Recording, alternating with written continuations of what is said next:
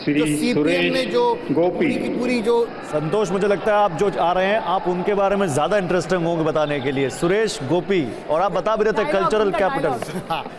Just remember that. देखिए ये जो चेहरा, ये जो फ्रेम है, ये वो फ्रेम है जिसको शायद केरल की नहीं हर कोई फ्रेम कराकर साउथ में बंटवाएगा, क्योंकि और कहेगा कि जस्ट रिमेंबर दैट। क्योंकि केरल में जब पिक्चरें बनती थी तो बोलते थे कि पुलिस ऑफिसर कौन होगा, तो सुरेश गोपी होगा। तो वो एक चेहरा है। सुरेश गोपी के बेटी की शादी में प्रधानमंत्री गए थे, चुनाव के बीच की ही बात है। हाँ। और तब से ये कहा जा रहा था कि ये एक ऐसा तुरुप का इक्का है जिसको प्रधानमंत्री खुद इंटरेस्ट लेकर काम कर रहे हैं। तो केरल की राजनीति में बीजेपी की एक खासियत यह है कि केरल की राजनीति में जितने नेता नहीं उससे ज्यादा खेमे हैं। अच्छा संतोष, एक चीज और, क्योंकि केरल से एक और मंत्री बनते बनते रह गए राजीव चंद्रशेखर, हालांकि बहुत कम वोट से हारे। हाँ, जाकर के शशि थरूर के खिलाफ बहुत कम वोट से हारे, वही हार उनके कारण बन गया मंत्री न बनने का।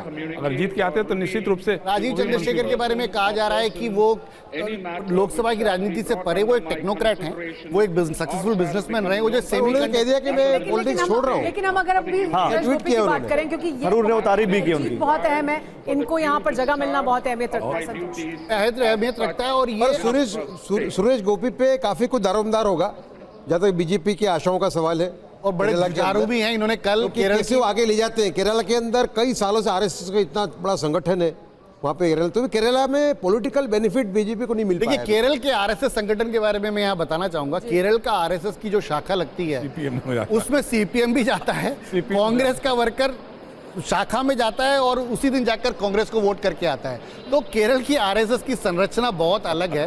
केरल के आरएसएस का संगठन शायद दिल्ली से, यूपी से भी ज़्यादा मजबूत जो संगठन है वो आरएसएस का केरल में है।